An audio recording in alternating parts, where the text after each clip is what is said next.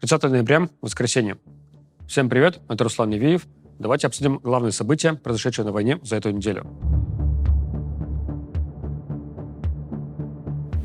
Город Гуляй-Поле остается самым актуальным и горячим направлением по фронтам. Прибывшие на этот участок фронта в подмогу штурмовые полки вооруженных сил Украины толком ситуацию не поменяли. Хотя существуют разные мнения по этому поводу. Например, украинский мониторинговый проект Deep State пишет, что прибытие штурмовых подразделений позволило стабилизировать ситуацию и остановить продвижение российской армии.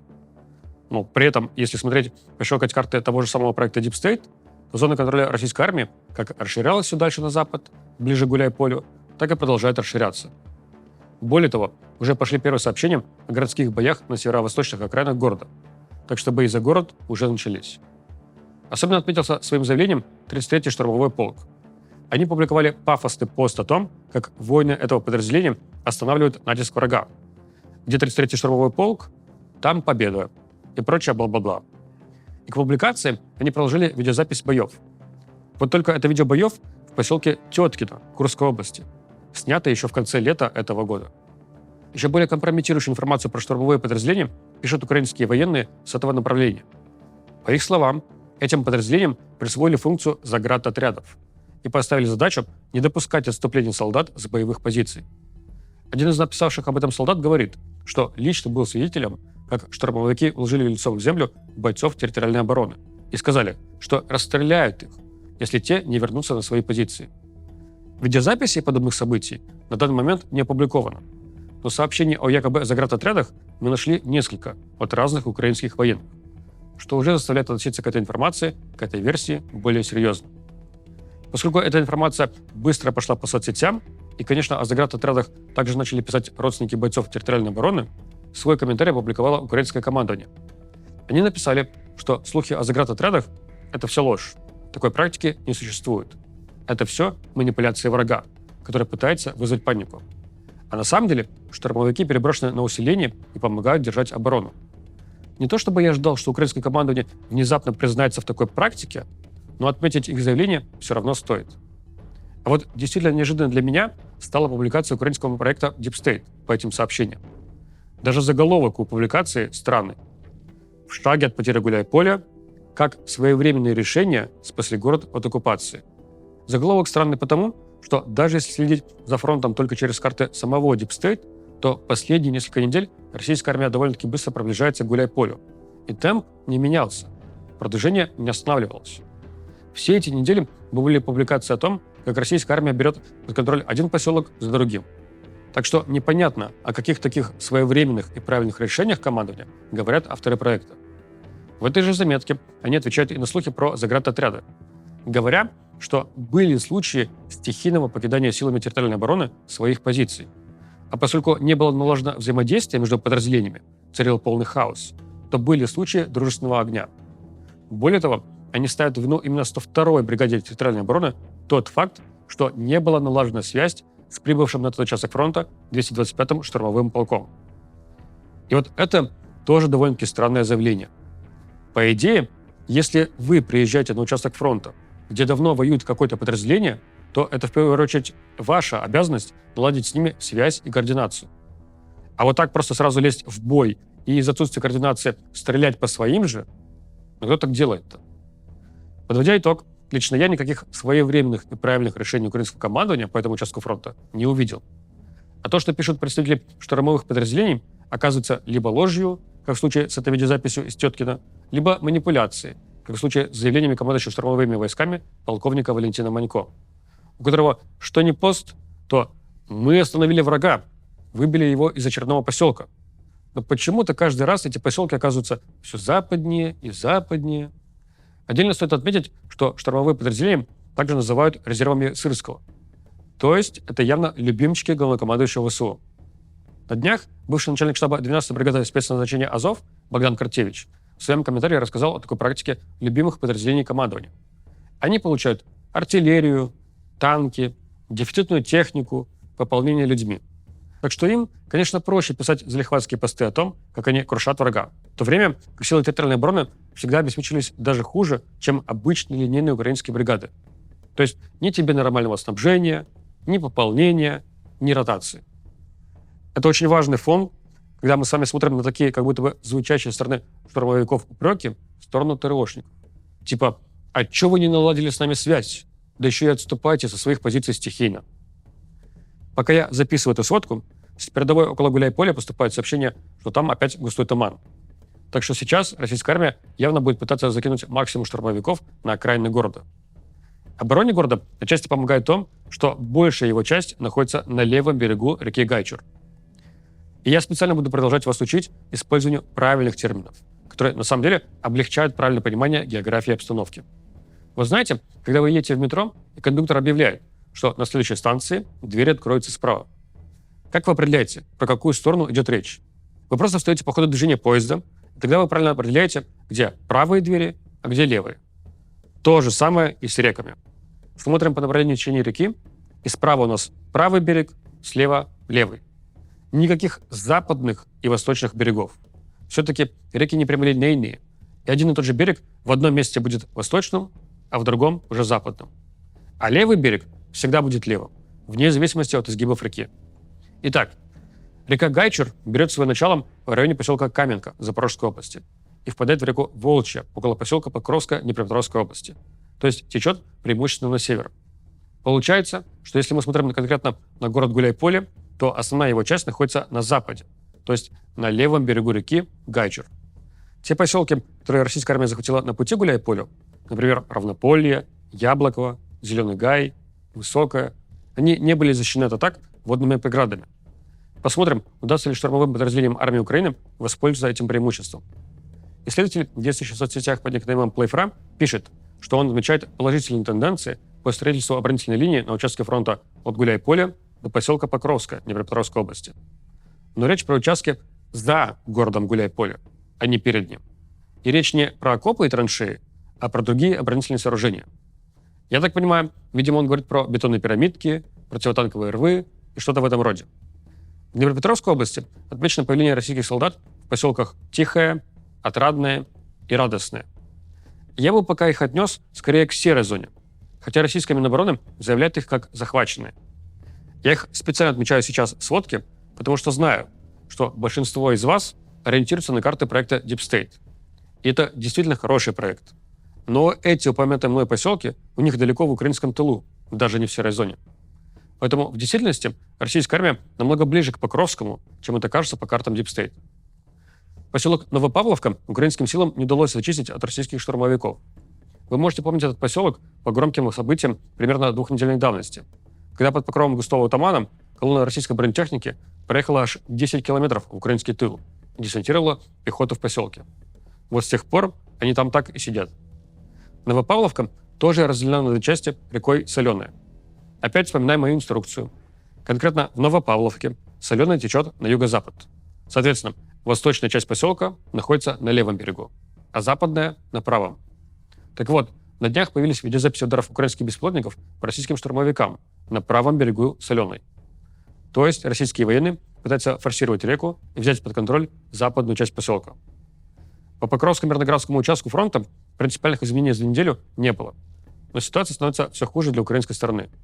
Опять же, если почитать публикации украинских штурмовых подразделений, то создается ощущение, что Покровск не сегодня, так завтра освободят. По факту же мы видим следующие показательные моменты.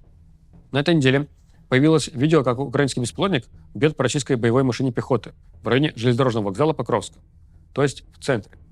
Получается, российским военным удается затаскивать свою бронетехнику уже настолько далеко в город. В центре Мирнограда взяли в плен 4 российских солдат. Опять-таки, тут важен не факт того, что их взяли в плен, а то, что они были в самом центре города. Это уже не окраины. Как я уже несколько раз говорил, район Мирнограда находится в полном российском окружении. Но нет, это не котел. Не существует маршрута из Мирнограда в украинские тылы, который бы надежно контролировался ВСУ. Город отрезан от украинских тылов сплошной серой зоной, где присутствуют как украинские, так и российские солдаты. Но при этом полноценного окружения, в привычном вам понимании, когда у атакующего надежно выстроены внутренний и внешний фасы кольца блокады, что является необходимым условием для котла, тоже не существует. И вряд ли они появятся, поскольку это особенности текущей войны, примененных сторонами тактик. Так что выйти из Мирнограда ВСУ все еще могут, но с боем. И чем позже это произойдет, тем большими потерями это будет сопровождаться. Хотя я вот смотрю карты линии фронта, которые у себя в Фейсбуке публикует Генштаб ВСУ. Да. Понимаю, что решение об отходе с этих позиций будет принято не скоро. У них зона контроля российских сил заканчивается на селе Зверево и даже не доходит до Покровска. Так-то, если не подходить к вопросу с формалистской точки зрения, то город уже захвачен. Сейчас бои идут только на его северных окраинах. ВСУ фиксируется где-то примерно на 5% территории города. И никаких шансов отбить город нету. Так что до конца года, а может даже и раньше, в течение пары недель, можно будет говорить и о контроле армии России с формальной точки зрения. Хотя нельзя исключать ситуации, в которой ВСУ попытается удержать 1-2 позиции в городской черте. Это даст им возможность утверждать, что Россия город полностью не контролирует. Такое раньше уже происходило неоднократно. Но это опять же будет формализмом. На соседнем Константиновском направлении российские войска заходят на южные окраины Константиновки, фиксируются в районе железнодорожного депо. Пока что им не удалось там закрепиться. О причинах текущей ситуации по фронтам уже говорилось много раз. Основная проблема – дефицит личного состава. У исследовательской команды Front Intelligence Insight, которой руководит бывший украинский военный, вышел большой материал и исследования по дезертирству и самовольному оставлению части в украинской армии. Это два очень похожих, но все же разных понятия. В украинском уголовном праве различия проводятся по умыслу. Если у тебя был умысел именно окончательно сбежать из армии и больше не возвращаться, то это дезертирство. А если ты, например, не вернулся из отпуска, это самовольное оставление воинской части. В российском уголовном праве, насколько я помню, разница между этими понятиями проводится не по умыслу, а по сроку. Если ты 3 дня отсутствуешь на позициях, то это самовольное оставление части. Если дольше, то это дезертирство. Почему важно понимать это различие, Front Intelligence Insight объясняет в своем материале. Очень много кейсов самовольного оставления части связаны вовсе не с тем, что человек готов любым способом избежать войны, сбежать из армии. Есть случаи, когда солдат недоволен командованием своего подразделения, хочет перевестись, пишет рапорт на перевод, а командир ему отказывает. И вот тогда солдат самовольно покидает часть. На него заводится соответствующее уголовное дело, но после этого солдат уже возвращается в армию, только уже с переводом в другую воинскую часть. То есть такая самоволка стала упрощенным механизмом перевода для некоторых. Есть много случаев самоволки тех, кто находится на войне по году и более, что очень тяжело в контексте разлуки с семьей, заботы о родителях. И такие люди готовы возвращаться в армию, если им давать нормальные отпуска и ротации. Есть страхи новобранцев, которые боятся оказаться на горячем направлении под руководством неграмотного командования. Поэтому еще до попадания на передовую они бегут из армии. Из-за ряда этих причин официальные показатели по уголовным делам оказываются искаженными. Тем не менее, даже если принимать во внимание эти оговорки, Front Intelligence Insight приходит к выводу, что все равно уровень потерь украинской армии от бегства военнослужащих заметно высокий, выше, чем в российской армии. И это скорее связано даже не с тем, что в российской армии будто бы реже бегут с фронта, а с тем, что российская сторона намного эффективнее ловит и возвращает на передовую беглецов. В России достаточно эффективно действует военная полиция во взаимодействии с обычной полицией и воинскими частями. Тогда как в Украине военной полиции нет в принципе. Есть военная служба правопорядка, но у них сильно размытые полномочия, отсутствуют ресурсы для поиска и задержания дезертиров. Нет нормальной координации с полицией. В материале приводится еще много интересных моментов, советую почитать. Когда у меня спрашивают, что нужно сделать украинской стороне, чтобы поправить ситуацию по фронту, я всегда говорю, что нужно решать проблему с личным составом, в том числе ужесточать мобилизацию. И каждый раз после этого находятся толпы дебилов, которые пишут, что Левиев призывает воевать до последнего украинца.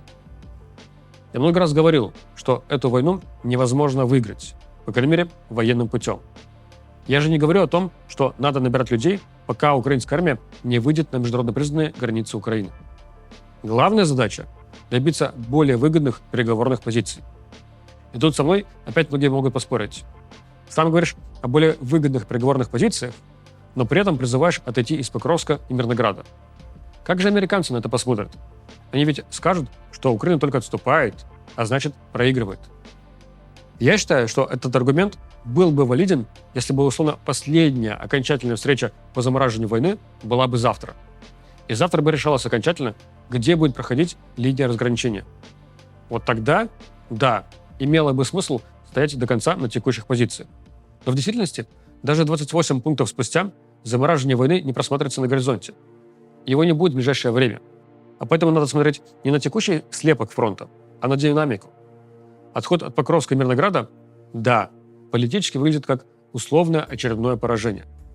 Но это позволяет беречь ресурсы и следующие за ними населенные пункты удерживать дольше. Вот мы с вами прямо сейчас наблюдаем, как российская армия атакует город Константиновка, заходит на его южные окраины. Я считаю, что если бы украинская армия давно перешла к тактике маневренной обороны и, например, не держалась так долго за карман южнее Клебанбыкского водохранилища, то оборона города сейчас была бы надежнее. Теряя личный состав на невыгодных позициях, украинская армия только дальше обостряет проблему дефицита солдат для себя, что приводит к постепенно ухудшающейся динамике войны и тем самым все больше толкает ситуацию в сторону необходимости ужесточения мобилизации. Давайте говорить честно. Этот дополнительный личный состав нужен, чтобы выиграть время, чтобы ситуация по линии фронта стабилизировалась и динамика продвижения российской армии сильно замедлилась. А тем временем были бы найдены иные способы давления на российскую сторону, чтобы выбить более приемлемые позиции по договору о замораживании войны. Я приведу пример из американской внутренней политики, чтобы объяснить подробнее мою позицию по переговорам. У нас в Нью-Йорке недавно мэром избрали Захрана Мамдаи. Он вступит в должность в январе. Захран давно критикует Трампа и даже называл его фашистом. В свою очередь, и Трамп отвечал взаимностью, называя его джихадистом. Захран известен тем, что не раз, скажем мягко, критиковал действия израильских властей, в то время как сам Трамп занимает сильно произраильскую позицию. Казалось бы, эти два человека в своих взглядах находятся на разных полюсах планеты. И вот проходит их личная встреча, на которой они мило улыбаются, поддерживают друг друга, договариваются работать вместе. И многие обвиняют каждую из сторон в предательстве своих взглядов. Я же вижу в этом профессионализм. Профессиональная политика как раз и подразумевает, что ты будешь ставить в главу результаты, дело, а не эмоции и личную неприязнь. В политике надо уметь договариваться с неприятными тебе людьми ради общего дела, ради достижения своих целей. Эмоции только вредят результату. Женя Фельдман собирается приехать в Нью-Йорк в январе. И он изначально ожидал, что у нас он будет, скорее всего, какой-то хаос, потому что трамповская администрация будет максимально вредить оппоненту, преследуя такую личную вендетту.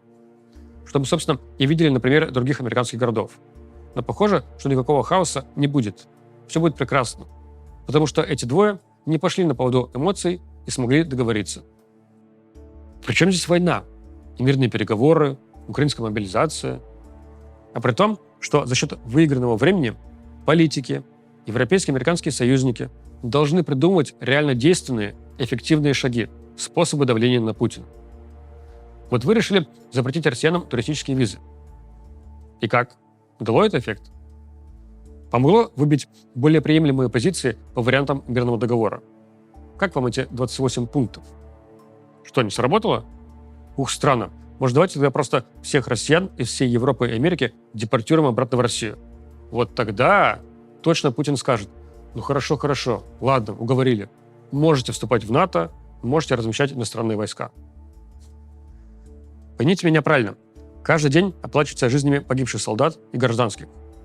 У вас нет такой роскоши, чтобы размениваться на какие-то чисто эмоциональные решения, у которых единственный эффект будет – это вопли радости от всяких долбоебов с собачкой на аватарке.